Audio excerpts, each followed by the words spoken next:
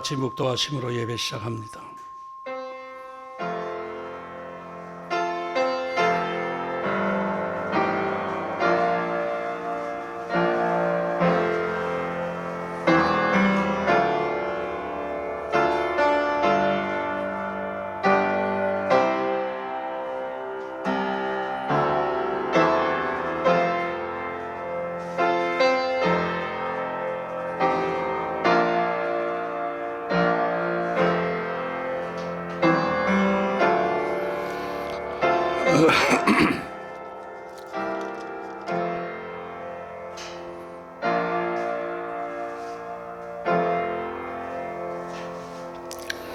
하늘에 계신 우리 아버지여, 이름이 거룩히 여김을 받으시오며 나라의 임하옵시며 뜻이 하늘에서 이루는 것 같이 땅에서도 이루어지이다. 오늘날 우리에게 일용할 양식을 주옵시고 우리가 우리에게 죄 지은 자를 사하여 준 것 같이 우리 죄를 사하여 주옵시고 우리를 시험에 들게 하지 마옵시고 다만 악에서 구하옵소서. 대개 나라와 권세와 영광이 아버지께 영원히 있사옵나이다. 아멘. 다 같이 교동문 94번을 교독합니다. 교동문 94번, 새해 2번째입니다. 찬송하리로다 하나님 곧 우리 주 예수 그리스도의 아버지께서 그리스도 안에서 하늘에 속한 모든 신령한 복을 우리에게 주시되 곧 창세전에 그리스도 안에서 우리를 택하사 우리로 사랑 안에서 그 앞에 거룩하고 흠이 없게 하시려고 그 기쁘신 뜻대로 우리를 예정하사 예수 그리스도로 말미암아 자기의 아들들이 되게 하셨으니 이는 그가 사랑하시는 자 안에서 우리에게 거저 주시는 바 그의 은혜의 영광을 찬송하게 하려는 것이라. 우리는 그리스도 안에서 그의 은혜의 풍성함을 따라 그의 피로 말미암아 속량 곧 죄 사함을 받았느니라. 이는 그가 모든 지혜와 총명을 우리에게 넘치게 하사 그 뜻의 비밀을 우리에게 알리신 것이요 하늘에 있는 것이나 땅에 있는 것이 다 그리스도 안에서 통일되게 하려 하심이라. 모든 일을 그의 뜻의 결정대로 일하시는 이의 계획을 따라 우리가 예정을 입어 그 안에서 기업이 되었으니 이는 우리가 그리스도 안에서 전부터 바라던 그의 영광의 찬송이 되게 하려 하심이라. 아멘.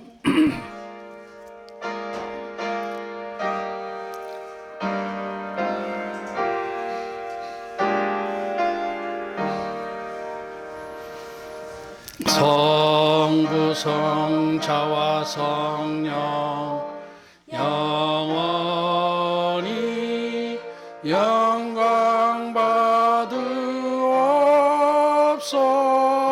받으옵소서. 태초로 지금까지 또 길이 영원 무궁 영광 영광 아멘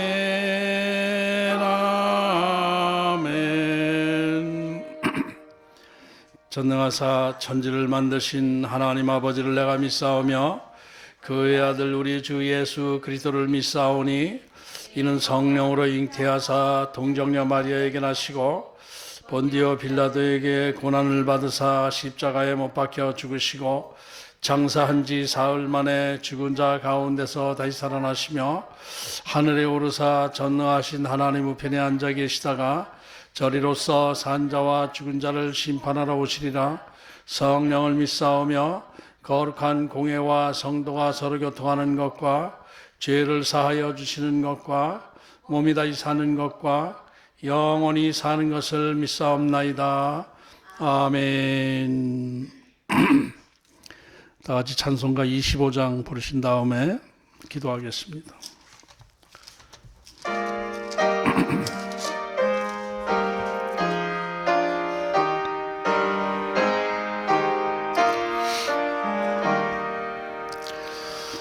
멸류관 벗어서 주 앞에 드리세. 저 천사 기쁜 노래가 온 땅 퍼지네. 내 혼아 깨어서 주 찬송하여라. 온 백성 죄를 속하신 만왕의 왕일세. 멸류관 벗어서 주 앞에 드리세. 그 손과 몸의 상처 영광 중 빛나네. 하늘의 천사도 그 영광 보고서 고난의 신비 알고자 느름모하도다. 멸류관 벗어서 주 앞에 드리세. 온 세상 전쟁 그치고 참 평화 오겠네. 주 보좌 앞에서 온 백성 엎드려 그 한량없는 영광을 늘 찬송합니다.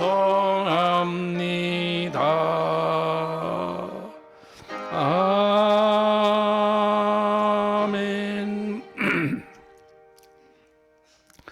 전능하신 하나님 아버지, 오늘도 저희들의 신령과 진리로 예배드리는 저희들의 예배를 받아주심을 감사드립니다. 코로나의 세력이 아직도 꺾이지 않고 있어서 오늘도 온라인 예배로 하나님 앞에 예배를 드립니다. 그러나 어느 처소에 있든지 있는 곳에서 영과 진리로 겸손하게 하나님을 경배하며 찬양하며 예배하는 모든 예배자들에게 하나님 복을 내려주시고 저희들의 예배를 받아 주시옵소서. 이 한파가 몰아닥치고 또 폭설로 인해서 어려움을 겪었습니다. 새해 벽두에 저희들이 하나님 앞에 더 겸손해지고 천지 만물을 주관하시는 하나님 앞에 겸손하게 엎드릴 수 있도록 하나님께서 저들에게 표시를 보여준 것으로 압니다. 더 하나님 앞에 겸손하게 예배드리며 하나님을 나의 삶의 주인으로 모실 수 있도록 저희들에게 믿음을 더하여 주시옵소서. 금년 한 해 시작하면서 저희들이 더욱더 하나님을 바라봅니다. 모든 이 상황, 현실적인 상황은 저희들에게 염려와 근심을 줄 수 있는 상황이지만 그러나 이 모든 것 안에 하나님의 섭리가 계시고 하나님의 계획이 계신 것을 믿고 하나님 앞에 맡깁니다. 하나님께서 금년에 새 일을 행하시는 것을 저희들이 믿습니다. 사막에 강이 흐르게 하시고 광야에 길이 나게 하시는 하나님께서 저희들을 향하신 선하신 계획이 있고 뜻이 있는 줄로 믿고 그 변화되는 상황 속에서 저희들이 하나님의 뜻을 바르게 분별하고 따라갈 수 있도록 하나님 지혜를 주시옵소서. 더 겸손하게 하나님을 바라보고 하나님의 선하신 뜻을 구할 때 하나님께서 저희들에게 영적 지혜를 주시고 깨달음을 주시어서 그 요동치는 변화 속에서 저희들을 이겨나갈 수 있도록 인도해 주실 줄로 믿습니다. 아버지, 저희들의 모든 그동안의 잘못을, 교회의 잘못, 세상 모든 문화의 잘못들 하나님께서 깨우쳐 주시기 위한 하나님의 계획이 있는 줄로 믿습니다. 여기서 진정으로 회개하고 하나님 앞에 엎드리게 하여 주시옵소서. 하나님 말씀에 더욱더 저희들이 충실하게 하시고 신실한 모습으로 하나님 말씀에 순종할 수 있도록 도와주시옵소서. 오늘도 말씀 가운데 주의 성령께서 함께하여 주시옵시고 성령님의 역사하심이 나타나게 하여 주옵소서. 이 종이 말씀을 선포할 때에 하나님 사람의 말이 나오지 않게 하시고 오직 하나님의 영광이 드러나고 하나님의 말씀만 선포되는 귀한 시간 되게 하여 주옵소서. 어느 처소에서 예배를 드리든 아버지 이 말씀을 예배를 보는 예배가 아니라 하나님 앞에 드리는 예배가 되게 하시고 말씀을 듣고 성령의 감동 안에서 변화되는 역사가 나타나게 하여 주시옵소서. 저희들의 예배를 받아주심을 믿사옵고 감사하며 예수님의 이름으로 기도합나이다. 아멘. 오늘 성경 말씀 마태복음 6장 28절부터 34절까지 제가 봉독하겠습니다. 또 너희가 어찌 의복을 위하여 염려하느냐? 들의 백합화가 어떻게 자라는가 생각하여 보라. 수고도 아니하고 길쌈도 아니하느니라.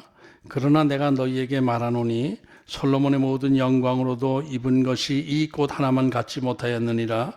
오늘 있다가 내일 아궁이에 던져지는 들풀도 하나님이 이렇게 입히시거든 하물며 너희일까 보냐. 믿음이 작은 자들아.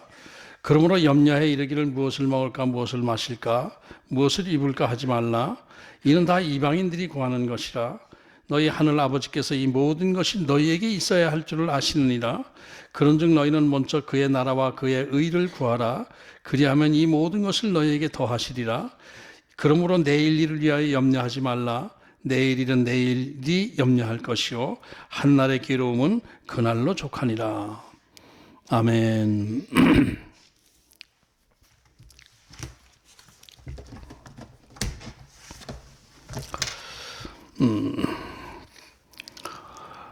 러시아의 대문호 톨스토이가 노년에 쓴 단편 소설이 있는데 그 제목이 세 가지 질문이라는 책입니다. 세 가지 질문이라는 책에서 그 세 가지 질문이 뭔가 하니까 단순합니다.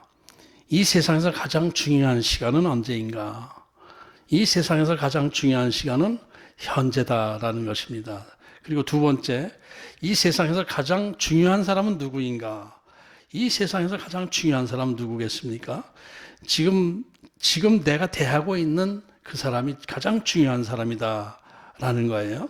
그 다음에 세 번째, 이 세상에서 가장 중요한 일은 무엇인가? 가장 중요한 일, 지금 내 곁에 있는 사람에게 선한 일을 행하는 것. 이렇게 답을 했습니다. 그러면서 톨스토이는 인간은 그것을 위해 세상에 온 것이다. 이렇게 말을 했습니다. 내가 지금 현재 이 순간, 이 순간이 가장 중요한 시간이고, 지금 만나고 있는 사람이 가장 중요한 사람이고, 또 지금 만나고 있는 사람에게 선을 행하는 것, 이것이 가장 중요한 일이다라는 것. 아주 그 의미 있는 말씀이라고 생각이 됩니다. 인간은 역시 당면한 현재를 살아가고 있는 것입니다. 지금 현재 이 시간, 이 순간을 최선을 다해 살아가야 되는 것이 우리 인생입니다.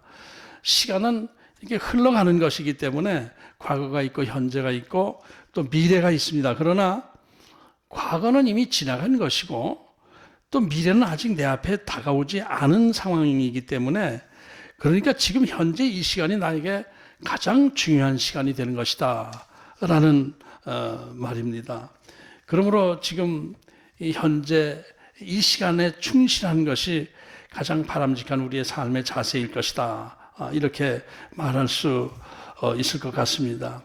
어떤 사람이 이렇게 말을 했어요. 많은 사람들이 순간순간 지나가는 소중한 현재를 두 강도에게 유린당하고 있는데 그것은 하나는 과거라는 강도이고 또 하나는 미래라는 강도이다. 이렇게 이야기를 했습니다. 무슨 의미겠습니까? 많은 사람들이 이 지나간 과거에 대한 어떤 후회와 또 가책 그리고 과거에 자기가 심어놓은 열매, 저질러 놓은 일들 뭐 이런 것들을 오늘 거두어야 하는 그 책임감 이런 것들 때문에 오늘 현재라는 귀한 시간을 빼앗기고 있는 것이고 또 미래에 대한 그 불확실성 때문에 염려하고 근심하면서 현재라는 그 소중한 시간을 그냥 놓치고 행복을 빼앗기고 있다. 이런 말이 되겠습니다. 그러니까 우리가 현재를 가장 중요하게 생각해야 되는 것이고 이 현재라는 시간을 소중하게 다루어 나가는 사람이 행복을 누릴 수 있다라는 그런 내용이 되겠습니다. 행복에 대해서 잠깐 생각을 해보겠습니다. 가끔 또 자주 행복에 대한 이야기를 또 말씀 안에서 하고 있는데 사실 인간이 살아가는 목표가 바로 이 행복을 추구하는 것이다 이렇게 봐야 될 것입니다. 행복한 삶, 이것이 우리 인간의 가장 기본적인 소원 아니겠습니까? 이 행복한 그 미래를 얻기 위해서 현재를 사는 것이고, 또 행복을 얻기 위해 불확실한 미래를 염려 근심하고 있는 것, 그 우리 인생이라고 볼 수가 있습니다. 뭐 사실 어느 누구나 다 이 행복을 얻기 위해서 현재라는 시간을 열심히 살아가고 있지만은, 그러나 대부분의 인생이 이 행복을 얻지 못하고 살아갑니다. 행복을 찾지 못합니다. 끝까지 행복을 찾지 못하고 세상 뜨는 경우도 있습니다. 참 행복이라는 것은 참 신비스러운 거예요. 행복이 무엇이겠습니까? 행복. 소유일까요? 의미일까요? 행복 많이 가지면 정말 행복할까요? 물론 소유 어느 정도 가진 것이 어느 정도의 또 행복을 줄 수 있겠지만, 그러나 소유 자체가 소유가 그 행복 자체는 아니라고 봐야 될 것입니다. 소유의 의미를, 내가 가지고 있는 것 자체가 행복이 아니라 이 가지고 있는 것의 의미를 어떻게 두느냐, 이 가지고 있는 것이 나에게 어떤 의미가 있느냐라는 그런 마음가짐에 따라서 행복이 될 수도 있고 또 불행이 될 수도 있고 그럴 거예요. 그렇다면 행복은 마음 먹기에 달렸을까요? 꼭 그렇지만도 않을 거예요. 그죠? 마음 먹기에만 달렸다라고 하기에는 좀 더 이 복잡한 함수 관계가 있는 것이죠. 소유나 의미나 행복의 한 부분적인 조건이 될 수는 있겠지만은, 그러나 행복 자체는 아니다 이렇게 생각을 해야 될 것 같아요. 그런데 또 중요한 것, 행복은 목표가 아니다. 행복은 목표로 두어서는 안 되는 거예요. 행복을 목표로 살아서는 안 되는 거예요. 행복 그 자체는 현재라는 시간과 연결시켜야 돼요. 지금 현재는 내가 행복하느냐 아니냐, 미래 행복을 위해서 내가 오늘 고생하면서 희생하자, 이것은 이 모순이 되는 거예요. 미래 행복을 얻기 위해서 오늘 내가 계속 고생한다면은 행복이 그만한 가치가 있는 것인지. 예를 들어서 큰 아파트를 소유하면 행복하겠다. 한 50평짜리 아파트를 내가 소유하면 행복해질 것이다. 근데 그 50평짜리, 강남에 50평짜리 아파트 하나 하려면 그게 쉽겠습니까? 하나 얻으려면 쉽겠습니까? 직장 생활하는 사람들은 뭐 100년을 뭐 계속 그냥 한 푼도 안 쓰고 저축해야 될까 말까 하다고 뭐 그런 얘기도 들리고 합니다만은, 어쨌든 그 아파트를 소유하면은 행복해질 것이다 해서 우리 죽기 살기로 아파트 50평짜리 강남에 하나 사자. 그리고 그냥 먹을 거 먹지 못하고, 그냥 입을 거 입지 못하고, 쓸 거 쓰지 못하면서 그냥 부부가 같이 일을 열심히 하고 해가지고 뭐 한 20년 뒤에 아파트 하나를 샀다고 하십시다. 그렇다면 그 아파트 큰 거 하나 산 것이 얼마나 행복할까요? 얼마나 오랫동안 행복을 유지시킬까요? 며칠 행복하다 말겠죠. 그러면은 그 며칠 행복한 것, 뭐 재산이 좀 늘어났다 하는 것, 이 고정 자산을 내가 소유했다, 뭐 이런 것 얻기 위해서 20년 가까이 그냥 희생했다면은 그게 과연 행복한 인생일까? 그게 진정한 행복을 누린 것인가? 이렇게 생각할 수가 있는 거예요. 그렇지 않겠습니까? 이렇게 행복을 미래적 목표로 두다 보면은 그것을 얻기 위해서 훨씬 더 많은 시간을 희생해야 되는 것이기 때문에, 행복은 미래에다 두면은 그것이 그 미래의 행복 때문에 인생 전체를 불행해질 수가 있다라는 것을 생각할 수가 있는 거예요. 그러니까 행복은 지금 현재의 시제로 생각을 해야 되는 거예요. 지금 현재 내가 행복하면은 그것이 행복한 거예요. 미래 행복을 위해서 지금 고생하고 있으면 그건 행복이 아니라 고생하고 있는 거예요. 그렇다면 행복이 무엇인가? 그냥 단순하게 즐거움이 행복일까요? 쾌락이 행복일까요? 즐거움, 쾌락을 위해서 또 그걸 추구하다 보면은 여기 또 이 따라오는 게 있어요. 불행이 같이 따라와요.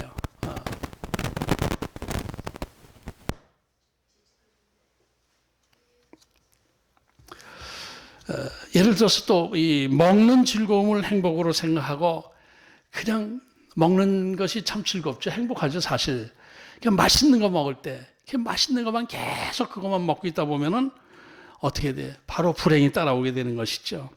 하여튼 즐기는 것, 쾌락 이런 것을 탐하다 보면은 반드시 거기에 대한 부작용이 따르게 되고 불행이 따라오게 되는 것입니다. 그러니까 행복을 인간의 즐거움, 쾌락 이런 것으로 보는 것도 그 문제가 있는 것입니다. 그리고 또 행복에 대해 생각할 수 있는 것은 행복은 인간이 노력한다고 해서 얻어지는 것인가? 노력해서 얻어지는 것은 아니에요. 행복이라는 그 단어 자체가 행복 주어진다는 의미가 있어요. 행복 이렇게 주어진다는 의미가 있어요. 노력해서 얻어진다는 의미보다는 주어지는 것에 더 의미가 있는 단어입니다. 이게 복은 노력해서 얻어지는 것도 아니요, 어떤 내 몸 밖에 있는 어떤 물질적인 그런 것은 아니란 말이에요. 행복은 누군가로부터 주어지는 것이고 또 면밀히 생각해 보면 내 안에 존재하는 것이다. 이렇게 생각할 수가 있어요. 이제 신년 초에 행복에 대해서 이렇게 염려 근심이라는 주제가 여기 오늘 본문에 나오기 때문에 그 반대되는 행복에 대해서 이렇게 생각을 하고 시작을 하게 되었는데, 금년 한 해를 시작하면서 우리는 정말 행복한 마음으로 시작하고 싶겠죠, 누구나 다. 그런데 금년도 역시 행복으로 시작되기보다는 염려 근심으로 시작되는 한 해인 것 같습니다. 작년 한 해 코로나에 묶여가지고 아주 힘든 시간을 모두 다 보내고 했는데, 금년 한 해도 코로나로부터 완전 자유할 것 같지는 않습니다. 백신이 나온다 하더라도 그 시간도 한참 걸릴 것 같고, 또 코로나로부터 백신으로 인해서 코로나로부터 완전히 자유할 수 없는 것 같습니다. 또 다른 어떤 변성 바이러스가 생길 경우에 우리 앞에 어떤 돌발적인 상황이 생길지 그저 우리 아무도 잘 모릅니다. 염려할 요소들이 꽤 많은 거예요. 또 코로나로 인해서 어려워진 경제 사정이 또 그것으로 인해서 이 어려운 경제 사정으로 인해 가지고 직종에 따라서 여러 가지 힘든 상황을 유발하게 될 것도 우리가 짐작할 수가 있습니다. 그러니까 금년 한 해도 행복한 한 해가 되기보다는 뭔가 좀 힘든 한 해가 되지 않을까, 이런 생각이 드는 것입니다. 그렇다고 해가지고 새로운 한 해를 시작하면서 어두운 마음으로 시작해서 되겠습니까? 좀 불행한 생각으로 시작할 수는 없지 않겠습니까? 뭔가 소망을 가지고 희망을 가지고 기쁜 마음으로 한 해를 맞이해야 되지 않겠습니까? 아까 행복은 누군가로부터 주어지는 것이다 이렇게 말했는데, 우리들이야 잘 알고 있는 것이죠. 복은 어디로부터 주어지는 것이죠? 하나님으로부터 주어지는 것입니다. 천지 만물을 창조하신 하나님, 인간의 생사와 화복을 주관하시는 하나님, 내 생명의 주인 되시는 하나님, 이 하나님을 믿고 의지하면서 하나님 앞에 나의 삶을 의탁할 때에 우리에게 평안함이 찾아올 수가 있게 될 것입니다. 행복이 주어지게 될 거예요. 그러니까 행복은 하나님 안에 거하고 하나님이 내 안에 거하실 때에 주어지는 그런 것이다. 이렇게 우리는 늘 그 말씀을 통해서 알고 있습니다. 오늘 이 본문에서 거기에 대한 말씀을 예수님께서 우리에게 해 주셨어요. 하나님은 우리의 모든 상황을 다 아시고 계세요. 행복이건 불행이건 주시는 분은 다 하나님이시다라는 것을 말씀하시면서 우리가 어떤 삶을 살 때에 행복을 얻을 것인가, 이것을 오늘 말씀해 주셨죠. 33절에서 먼저 그 나라와 의를 구하라. 먼저 그 나라와 의를 구하는 것이 행복의 아주 중요한 조건이 되는 거예요. 먼저 하나님 나라와 의를 구하는 것. 그러면서 예수님께서는 행복은 소유에 있는 것도 아니고 또 즐거움, 쾌락에 있는 것도 아니고 또 미래적인 것도 아니고 내가 염려 근심한다고 해서 얻어지는 것도 아니고 먼저 그 나라와 의를 구할 때 하나님의 기뻐하신 뜻을 구할 때에 행복은 얻어지는 것이다. 이렇게 오늘 말씀하고 있는 것입니다. 그런데 우리 생각해 보십시다. 우리 육신을 가지고 이 땅 살아가는 우리 인간들 숨쉬고 살기 위해서 먹고 살기 위해서 자꾸 어쩔 수 없이 근심하며 살아가고 있는 것 사실 아니겠습니까? 28절을 다시 한번 보면은 또 너희가 어찌 의복을 위하여 염려하느냐 들의 백합화가 어떻게 자라는가 생각하여 보라. 수고도 아니하고 길쌈도 아니하느니라.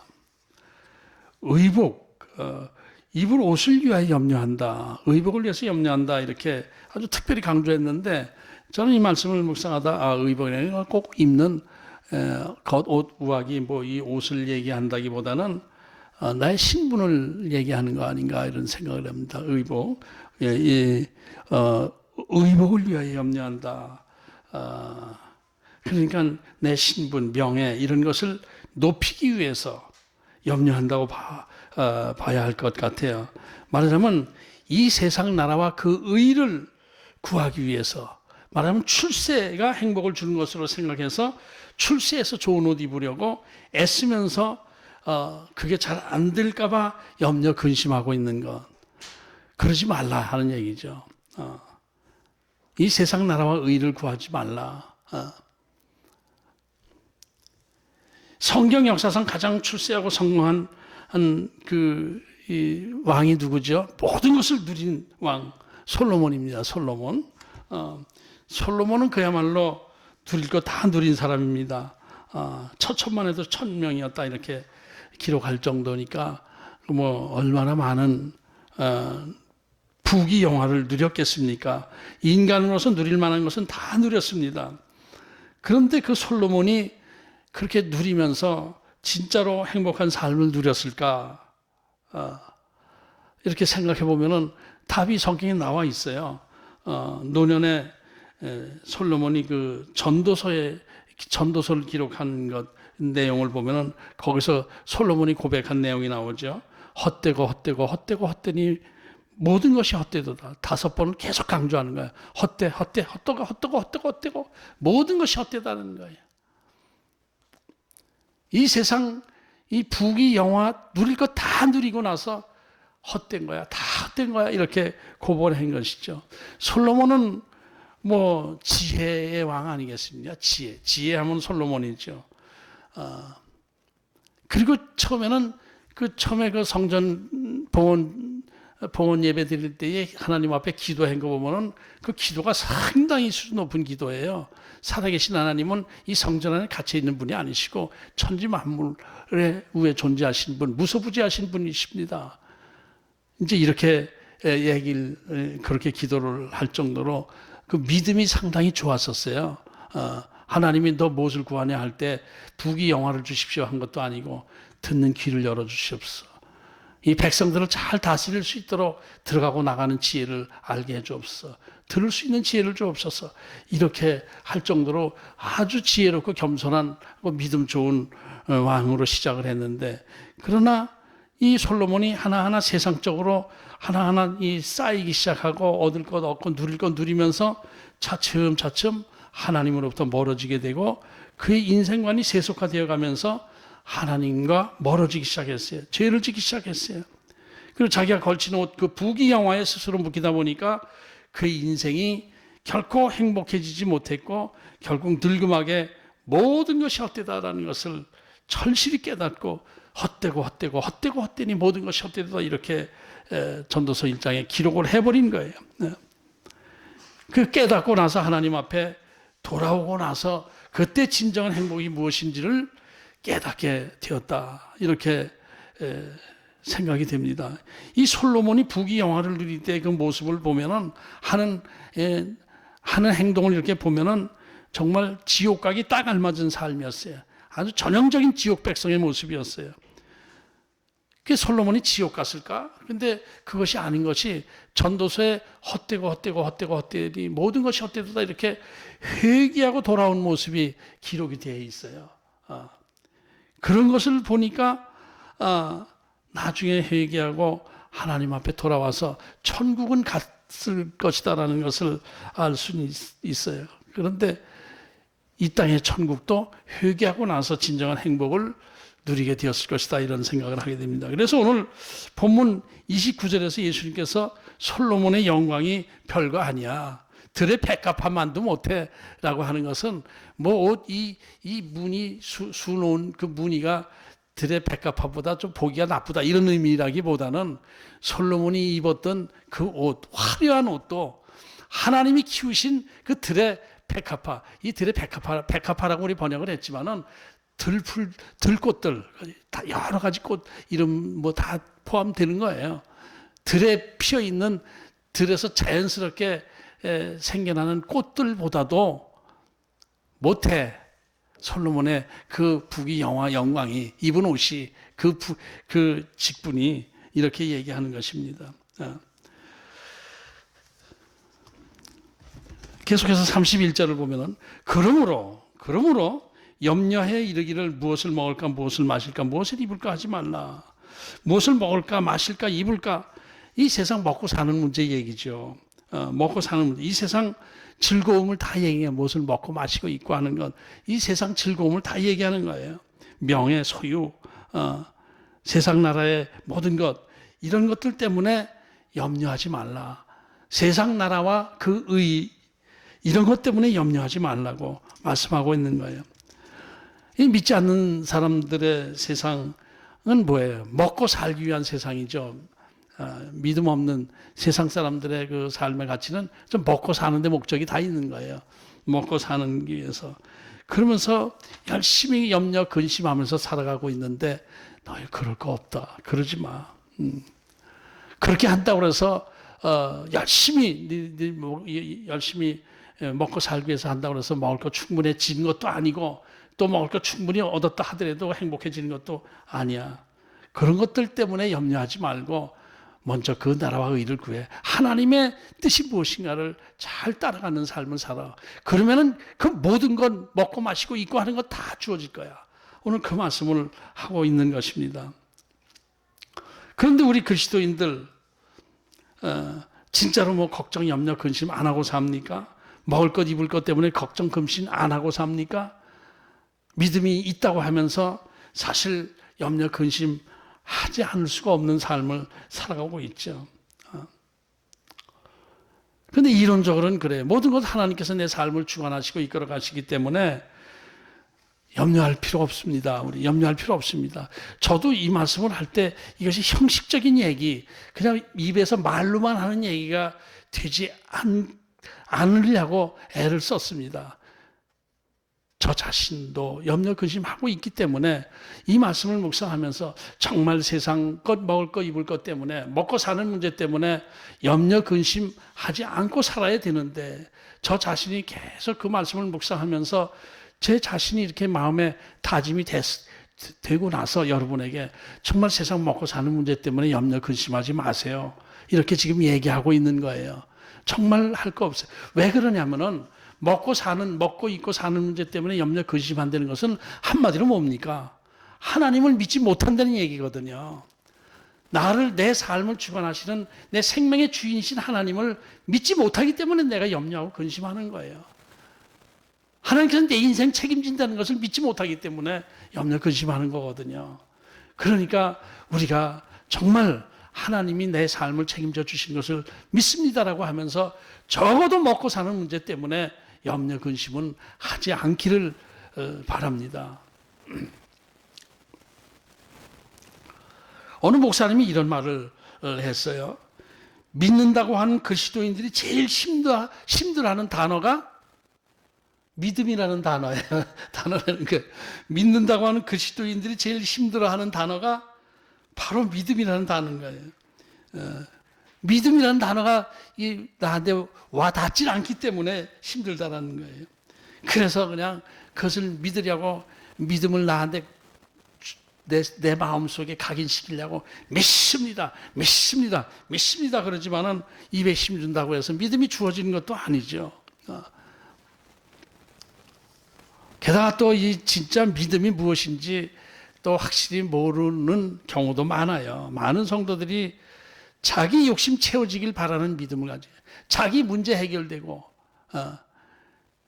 자기가 구하는 것 응답되어지는 것 이것을 바라는 그 믿음으로 살아가고 있는 거예요. 그런데 사실 믿음은 뭐예요? 내 요구사항이 이루어질 걸 믿는 믿음이 아니고 하나님의 요구사항에 내가 따라가는 것이 믿음이죠. 하나님의 뜻을 이루어 나가는 것, 하나님께서 내 삶을 주관해서 내 삶을 이끌어 가십니다 라는 것을 믿습니다. 이것이 진짜 믿음이거든요. 내가 이렇게 기도한 것 응답해 주실 줄로 믿습니다가 아니라 제가 하나님의 뜻 안에서 순종해 나갈 때 하나님께서 제 삶을 책임져 주실 것을 믿습니다. 내 앞에 어려움이 닥친다 하더라도 내 힘으로는 어떻게 할 수 없지만은 하나님께서는 알고 계시고 보고 계시고 이 문제를 해결할 수 있는 방법을 갖고 계실 줄로 믿습니다. 이런 것이 믿음이죠. 그런데도 이제 자꾸 그 믿음이 자기중심적 믿음이 될 때는 이루어지실 줄 믿습니다. 이루어 주셔서 이거 해결해 주옵소서. 이거 해결해 주시면 하면서 마음속으로 근심 걱정이 생기는 건 왜 그래요? 이게 응답이 안 되면 어떡하나, 내 소원이 이루어지지 않으면 어떡하나 하는 것 때문에 염려 근심하는 것이죠. 그러니까 염려 근심이라는 것은 이기적 어떤 의식구조 안에서 발생하는 것이다. 이기적 의식구조 안에서 믿음이 있다 하더라도 믿음 없으면 염려 근심이 돼요. 믿음이 있다 하더라도 이기적인 믿음 안에서는 염려 근심이 떠나지 않게 되는 것입니다. 만일 들에 있는 그 백합화가 비가 오지 않으면 어떡하나, 또 햇빛이 비치지 않으면 어떡하나, 이렇게 염려 걱정해서 아름다운 꽃이 피게 된 것일까요? 아니죠. 그냥 하나님께서 알아서 햇빛 주시고 비를 내려주시고 또 벌과 나비를 불러서 꽃가루를 옮기게 하면서 씨를 버티려 주시고 이렇게 해서 꽃이 피고 풀이 자라고 이렇게 되는 것이죠.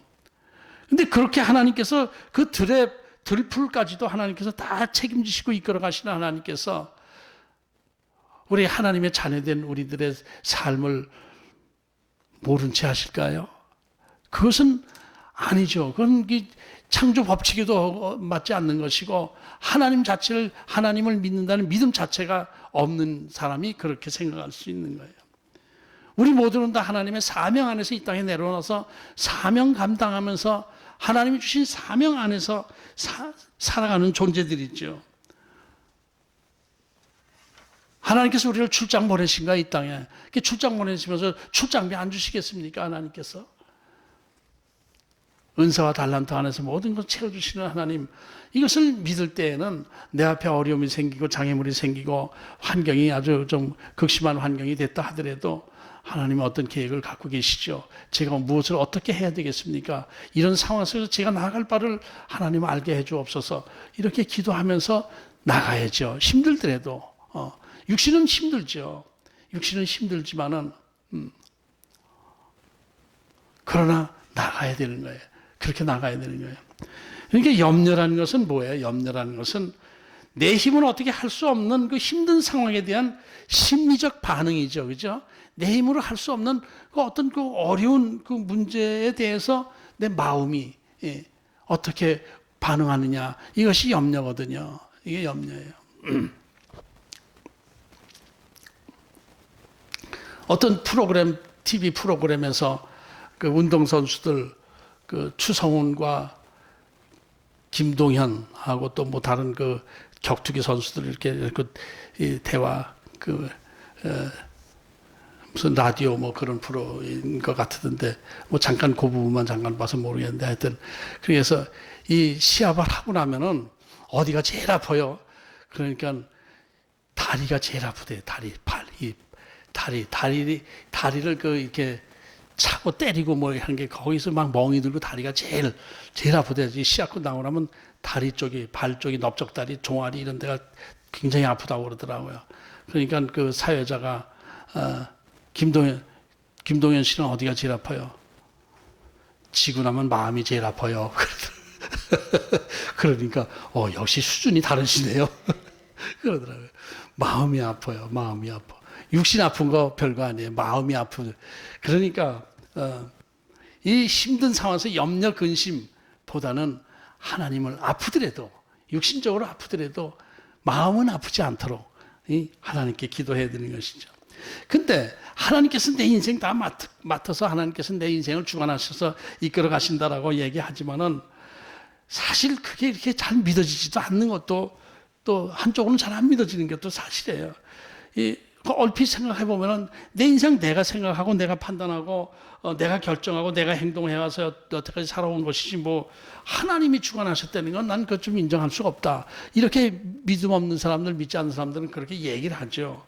믿는다고 하는 그리스도인 중에서도 속으로 깊이에는 하나님이 내 인생 주관하셔. 내가 이렇게 살아온 것이지. 내가 똑똑해서 좋은 학교 들어가고 내가 똑똑해서 좋은 직장 나오고 그래서 내가 좋은 직장 다니는 것이지. 이렇게 생각을 하기도 하는 거예요. 그러니까 교만이 들어가는 거예요. 그런데 더 깊이 생각해 보면은 내 인생 내가 내 힘으로 살아온 것은 절대로 아니라는 것을 알 수가 있어요. 햇빛이 주어져야 살잖아요. 햇빛 주신 건 누구예요? 바람, 공기 주신 것이 누구예요? 비를 내려주신 분이 누구예요? 그런 게 다 된, 그런 것이 구비된 조건 안에서 내가 살아온 것 아닙니까? 그 누굴 만나고 뭐 이렇게 만나서 뭐 결혼을 하고 뭐 이렇게 한 것도 내가 이렇게 만났나요? 우연히 만나졌나요? 이게 다 하나님의 어떤 그 섭리 안에서 만나진 것이죠. 믿지 않는 사람들은 그 뭐니 우연이라고 그래, 우연. 그 우연이 그렇게 어쩌다 그렇게 된 것이지. 그 우연이 믿지 않는 사람들의 인생의 주인이에요. 믿지 않는 사람들의 그 인생의 주인은 우연입니다. 잘 모르면 그냥 우연이 된 거야. 우연히 우리 인간이 태어난 거야. 우리 인간이 창조된 것도 우연히 창조된 거야. 우주 만물도 우연히 창조된 거야. 우연을 자기 생명의 주인으로 생각해요. 근데 우연이 어디 있습니까? 우연이 된 게 어디 있어요? 이게 우연히 이렇게 지가 혼자서 이렇게 동그랗게 되고 그렇게 됐다고 생각하십니까? 아니잖아요. 이게 누가 만들었으니까 이렇게 된 거죠. 우주 만물이 이렇게 빈틈없이 돌아가는 것 우연이 될 수가 있습니까? 누가 분명히 만든 분이 계셔서 그것이 철저하게 정확하게 우주 만물이 돌아가지는 것, 이게 분명히 창조자가 계신 거예요. 그 창조주는 바로 내 생명, 나까지 내 창조하신 분이시죠. 그런데 내 삶의 모든 계획까지도 하나님의 뜻 안에서 내 삶이 살아가지는 거예요. 하나님의 뜻 안에서 이끌려가고 있는 거예요. 그냥 기계처럼 로봇처럼 살아가는 것이 아니라 하나님의 뜻 안에 내가 이렇게 가는 거예요. 근데 때로는 내가 하나님의 뜻에서 벗어나고 딴 길로 가고 이렇게 하다가 어려움이 생기게 되는 거예요. 우리 인생에서 이제 어려움이 생기고 장애물이 생기고 하는 건 왜 그래요? 크게 여러 가지 복잡하게 얘기할 수 있지만 한마디로만 해서 하나님의 길에서 벗어났기 때문에 그런 거예요. 하나님의 계획하신 길에서 벗어나서 딴 길로 가다 보면은 거기 자꾸 장애물이 생기고 어려움이 생기는 거예요. 그래서 오늘 본문에서 예수님께서는 먼저 그 나라와 의를 구하라 이렇게 말씀하셨는데 이것은 한마디로 말하면 하나님의 기뻐하신 뜻을 구하라라는 말씀이죠. 뭐 이렇게 거창하게 복잡하게 생각할 거 없어요. 하나님 나라와 그 의를 구하는 것, 하나님이 기뻐하시는 뜻에 순종하며 살아가라. 이렇게 생각하면 되는 거예요. 그런데도 이제 우리가 먹고 살다 보면은 자꾸 하나님의 뜻보다는 내 눈앞에 보이는 상황 이런 게 자꾸 중요하게 생각이 되고 상황에 얽매이다 보면은 미래가 불확실해지게 되고 염려 근심이 생기고 자꾸 이렇게 되는 거예요. 믿음의 문제입니다. 염려 근심은. 그래서 내 안에 뭐 염려가 생기고 근심하는 마음이 생기고 불안하고 마음이 생기고 그렇다면은 그때 우리 바로 깨달아야 돼요. 아, 내가 또 하나님의 길에서 벗어났구나. 이것을 생각하면서 내가 또 내 인생의 주인이 난 줄 알고 내가 또 내 멋대로 움직였구나. 이러면서 하나님 앞에 회개하면서 기도해야 돼요. 내 삶의 이렇게 어떤 변화 속에서 항상 하나님 앞에 기도해야 되는 거예요. 하나님의 길에서 벗어났습니다. 돌이키게 해주옵소서. 하나님이 원하시는 길을 바로 알게 해주옵소서. 그렇게 해서 내 마음에 평안이 찾아오게 되면은 길에 돌아선 거예요. 그것이 염려 근심에서 벗어나서 평안이 내 안에 찾아오게 되면은 그것은 하나님의 뜻, 하나님의 길 밖에 있다가 하나님의 길 안으로 들어온 것이다. 우리가 이렇게 생각을 해야 되는 것입니다. 이것은 내 삶에서 아니 난 뭐 그냥 뭐 어려움 없이 잘 되는데 직장도 잘 되고 있고 잘 나가고 월급도 잘 나오고 있고 뭐 애들도 잘 크고 있는데요. 뭐 내가 뭐 하나님의 뜻에 벗어난 거 뭐 없어요. 이 겉으로 보이는 상황, 현실적 상황이 잘 되고 못 되고 하는 거 아니에요. 내 마음에 어떤 염려, 근심거리가 생긴다라고 하면은 뭔가 잘 되고 있으면서도 염려, 근심거리가 내 안에 있다 할 때 그때는 하나님의 길에서 벗어났다 이렇게 생각을 하면 되는 것입니다.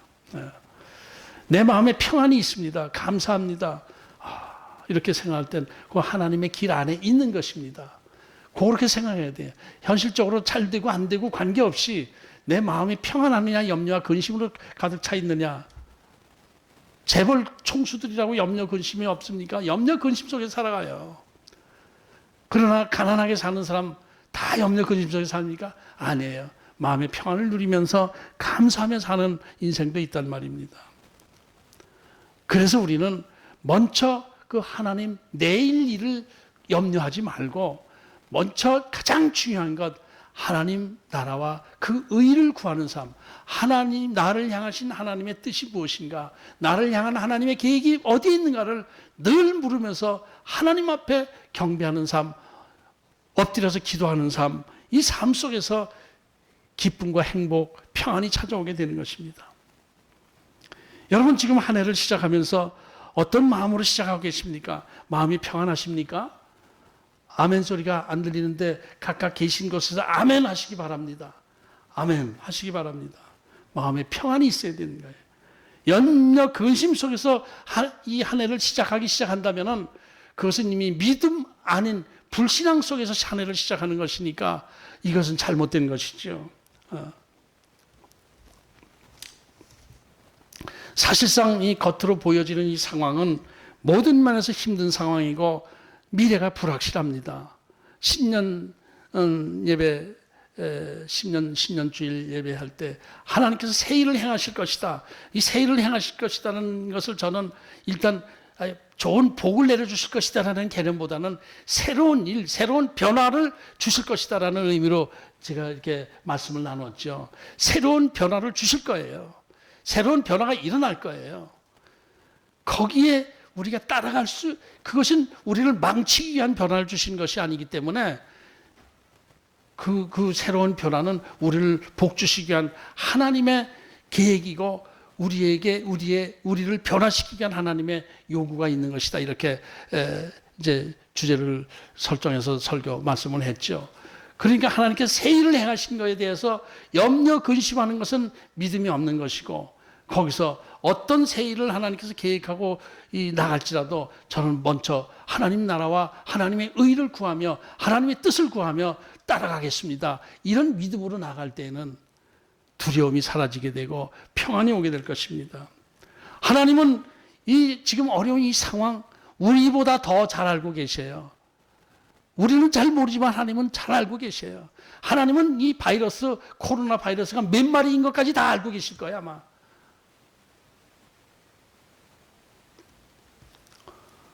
오히려 하나님은 우리에게 그 바이러스니 뭐니 경제적인 어려움이니 뭐 새로운 변화, 문화적 변화, 코로나로 인해서 변화되어지는 그 상황, 세상적 문화의 변화, 또 기독교적 예배 문화의 변화, 뭐 이런 것들의 두려움을 갖기보다는 이 두려움, 이 변화 속에서 지혜롭게 하나님의 뜻을 따라갈 수 있는 지혜를 주옵소서. 이렇게 기도하면서 나갈 때 두려움은 사라지게 되는 것입니다. 염려 근심 사라지게 되는 거예요. 하나님은 분명히 금년에 저와 여러분을 위한 새로운 길을 예비하고 계십니다. 사막에서 강을 내게 하시고 광야에 길을 내게 하시는 계획을 갖고 계실 거예요. 근데 우리가 하나님 믿음 없이 그래서 내 혼자 내 나름대로 길을 해서 방황하다 보면은 하나님이 새 길을 내주셔도 길을 찾지 못해요. 하나님께서 강을 내려주셔도 물을 마시질 못해요. 그러니까 믿음 안에서 이 한 해를 시작하면서 하나님의 뜻을 바라보면서 승리하시기를 바랍니다. 그러니까 우리가 시작할 때 오늘 사실 먼저 그 나라와 의를 구하는 믿음으로 시작하자라는 말씀을 제가 드리는 것입니다. 이렇게 할 때에 저와 여러분 앞에 금년 한 해는 밝고 넓은 길, 강물이 흐르는 사막의 길이 발견되어지고 또 승리하는 한 해가 될 줄로 믿습니다. 그 믿음으로 시작하는 저와 여러분 되시기를 주의 이름으로 축복합니다. 기도하겠습니다. 하나님 아버지, 금년 한 해 시작할 때 참 여러 가지 불확실한 미래, 어지러운 환경 속에서 시작을 합니다. 그러나 우리는 염려 근심하지 않습니다. 염려하지 말라고 주님께서 말씀하셨습니다. 내일을 위하여 염려하지 말고 먼저 그 나라와 의를 구하라고 주님 말씀하셨습니다. 먼저 하나님의 뜻이 무엇인가, 나를 향하신 하나님의 계획이 어디 있는가를 기도하면서 엎드려서 기도하면서 그것을 발견하고 그 뜻에 순종해 나가는 저희들이 되기를 원합니다. 그렇게 할 때 하나님께서 이 광야에 길을 내게 하시고 사막에 강을 내게 하시는 새로운 변화의 역사가 나타나게 하시고 그 변화가 우리에게 축복이 될 줄로 믿습니다. 겸손하게 하나님 앞에 엎드리며 하나님의 뜻을 구하며 하나님 나라와 그 의를 구하는 저희들 모두에게 하나님 금년에 큰 축복을 허락해 주옵소서. 예수님의 이름으로 축복하며 감사하며 기도하옵나이다. 아멘.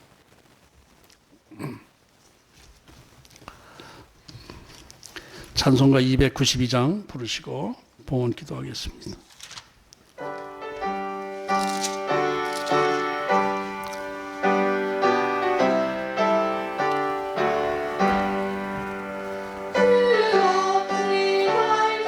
없네 죄인의 구주여, 그 귀한 법의 피로 날 구속하소서.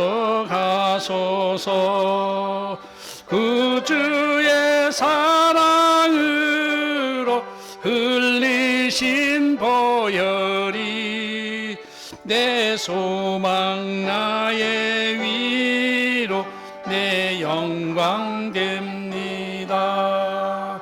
주 없이 살 수 없네 나 혼자 못 서리. 힘 없고 부족하며 지혜도 없도다. 내 주는 나의 생명 또 나의 힘이라.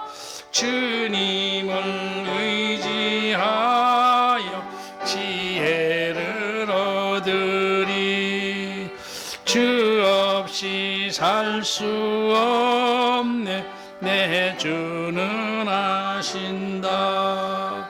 내 영의 깊은 간구 마음의 소원을 주밖에 나의 마음 네 알아주시오. 내 마음 위로하사 평온케 하시네.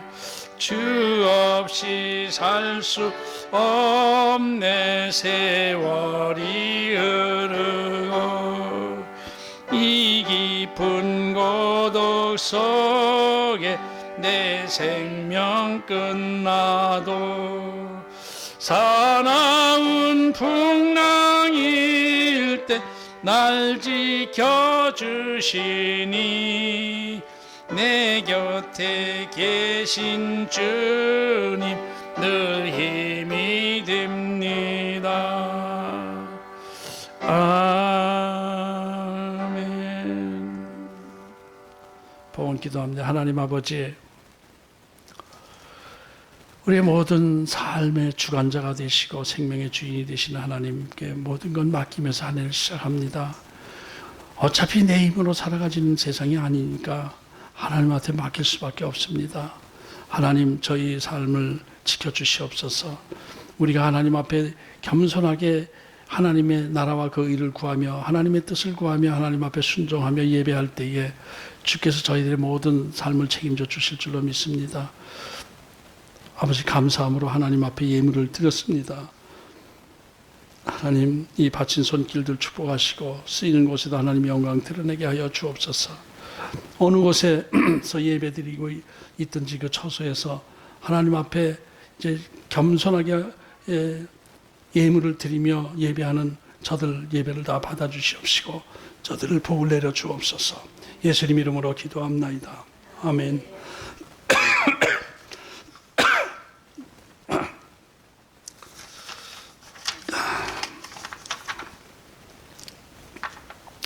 어, 2021년 새해가 시작되어서 흘러가고 있습니다. 이 시작을 어떻게 해야 되느냐? 하나님께 예배하며 하나님 나라와 의를 구하며 믿고 염려 근심하지 말고 평안한 가운데 하나님의 뜻을 따라가는 우리의 삶이 되기를 바라서 오늘 말씀을 전했습니다. 염려 근심하기보다는 하나님 나라와 의를 구하는 믿음의 삶을 통해서 승리하시길 바랍니다. 지금 오늘까지도 온라인 예배로 드릴 수밖에 없는데 다행인 것은 이 세력이 좀 감소되고 있죠. 감축되고 있어요. 600, 500, 400, 300, 한 100 정도까지만 내려가도 만세에 부를 것 같은 생각이 드는데 이게 조금 조심 안 하면 다시 또 확산되기 때문에 참 그래서 우리가 끝까지 조심해야 돼요. 절제하는 삶을 살아야 돼요. 그래서 이것이 가라앉게 될 때까지 하나님 앞에 겸손하게 기도하면서 내 인생을 진행시켜 나가는 저와 여러분 되기를 바랍니다. 이런 어려운 상황 속에서 우리가 제일 가장 중요한 것은 하나님께 대한 예배가 소홀해서는 안 된다라는 것. 하나님 앞에 예배는 반드시 겸손하게 영과 진리로 하나님 앞에 예배 드리는 그런 모습을 볼 때 하나님께서 갑절의 축복을 주실 줄로 믿습니다. 교회를 위해서 기도하시고 성도들의 모든 삶, 건강을 위해서 기도하시고 생업을 위해서 기도하시고 이 어려운 경제 상황 속에서도 함정에 빠지지 않도록 하나님께서 지켜주시기를 같이 기도하겠습니다. 자리에 일어나셔서 309장 부르시고 축도하겠습니다. 309장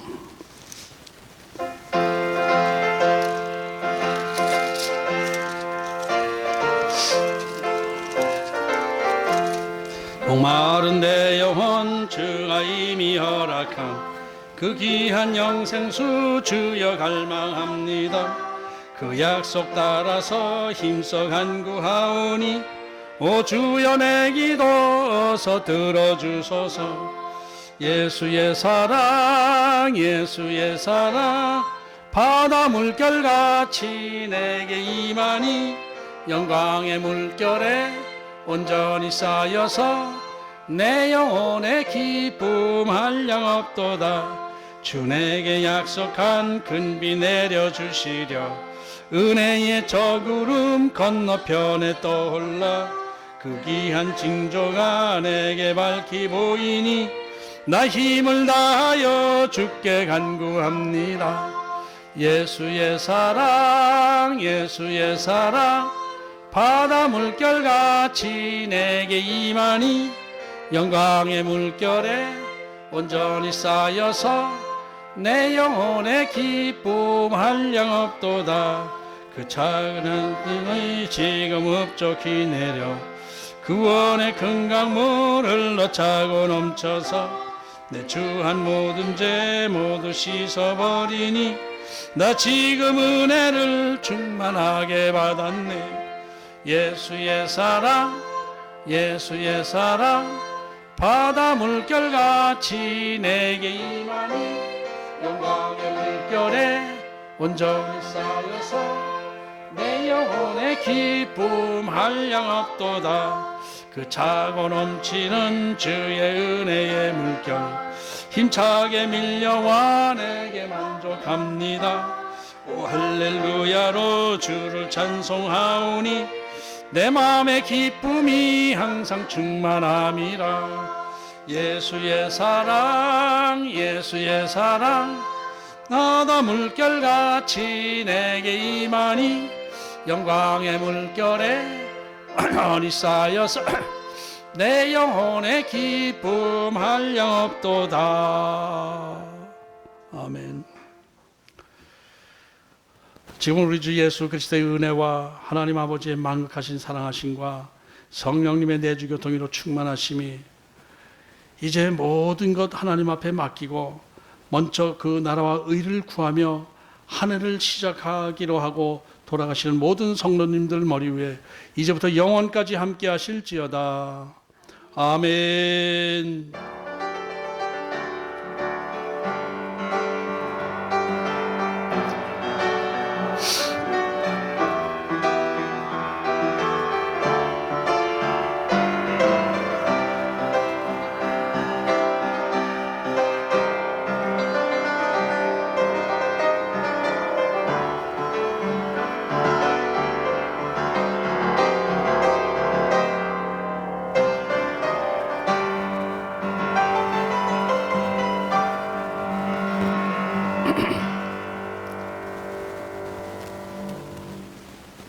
아멘. 할렐루야. 할렐루야.